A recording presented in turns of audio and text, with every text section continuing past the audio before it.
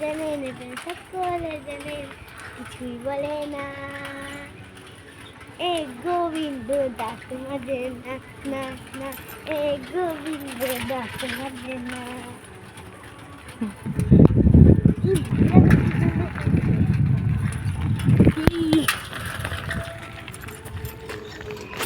আমার ভাঙাচোরা সাইকেলে আমি চলে যাচ্ছি মিষ্টি আনতে। সাইকেলে বসার নতুন টেকনিক বাচ্চাদের। হ্যালো হাই আর হাত আর সাইকেলে বসলে হাতটা কোথায় রাখতে হয়? হ্যাঁ, এই যে মানে হচ্ছে বাইকে বসেছে। আর আজ অনেক দিন পরে আমি আমার মামার বাড়িতে গিয়েছি, মানে বড় মামার বাড়িতে। অনেক আগে আমি ছোটো মামার বাড়িতেও গেছিলাম। তো আজকের আমি একদিক দিয়ে ভীষণ খুশি যে আমি আমার আপনজন মানুষগুলোকে যে একটু একটু করে টাইম নিয়ে আবার ফিরে পেয়েছি। তো সত্যি আমার আগেও আমার মামাদের সঙ্গে সম্পর্ক ভালো ছিল, এখনও আছে, আগামী দিনগুলোতেও থাকবে, সেটা কথা না। বাট মামার বাড়ি যাওয়ার আনন্দটাই আলাদা। যাদের মামার বাড়ি নেই তাদের তো খুবই কষ্ট হয়, বাট মামার বাড়ি যাওয়ার আনন্দটা অনেক অনেক অনেক আলাদা।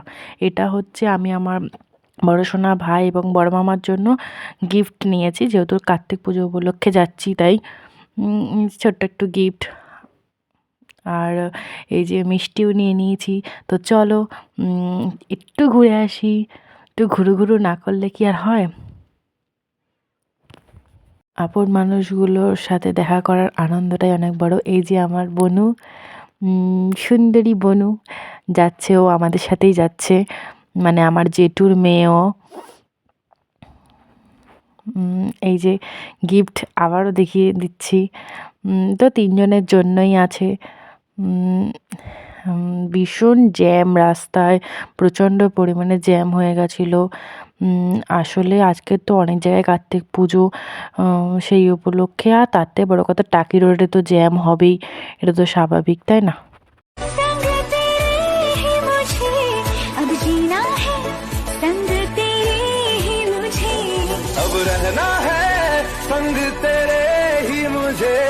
अब जीना है संग तेरे ही मुझे, तेरी सांसों में ऐसे बस जा तेरी कसूरी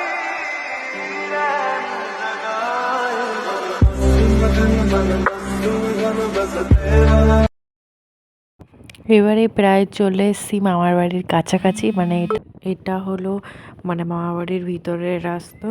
তো এসে গেছি। এখানেই আমার ছোটো মামা, ছোটো সোনা আর দাদু থাকে। তো এই যে চলে এলাম মামার বাড়িতে।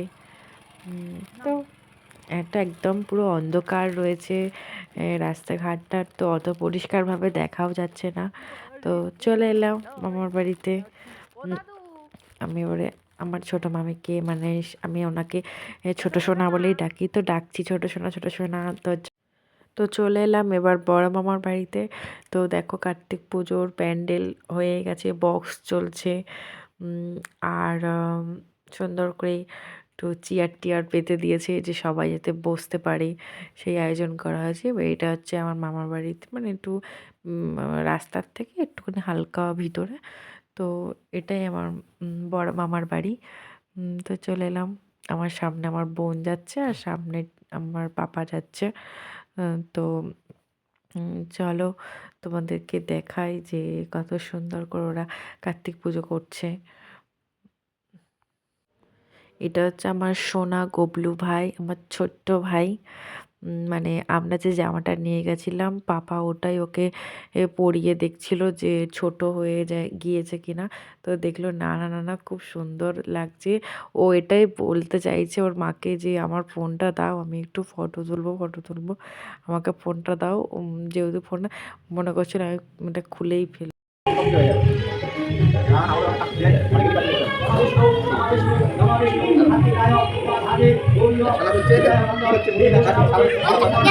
যা মাথা ফেলে পুরো রক্ত বেরিয়ে গেছে।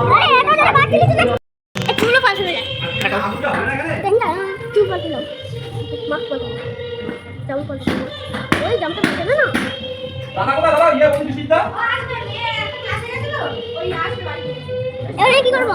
ও সেই দেখো এবারে আমি কি করবো? দাদাকে অপেক্ষা ছিল সারাদিন আসছি দেখো না আনন্দ আমরা হচ্ছে আমরা। হাঁপাহাঁপি সারাদিন আসছি এই টিউশন করে আসলাম তো। ও সেই তুমি দেখো। আরে মাথা তোর ওইদিকে দেখো না, এই দেখো। আমি কোন দিকে দেখবো? এইদিকে। এদিকে দেখবো। এইদিকে দেখো। এই দেখো। আরে আরে আমার দাদা কি হলো যা, ওই দিকে। এই বাইরে চলে আসলাম। এই কি হলো? গয়া খতম খতম। Tata bye bye goodbye you bye আরে গেট বল আবার দেখা হবে হ্যাঁ এই মারি না। ওটা কি হবে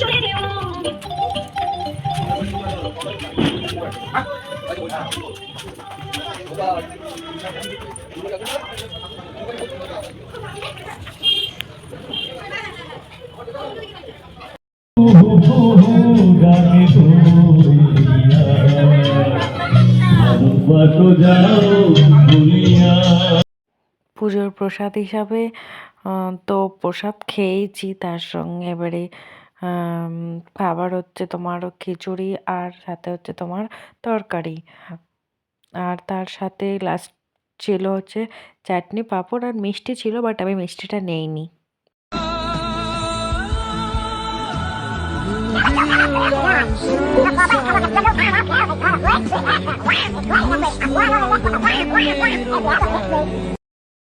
তো এবার খেয়ে দিয়ে সবার সাথে কথা টথা বলে বাড়ি চলে আসছিলাম। তো এই বাড়ি চলে যাচ্ছি।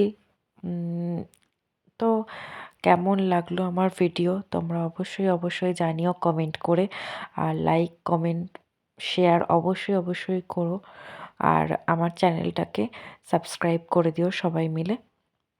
তো এই তো, ওকে, টাটা।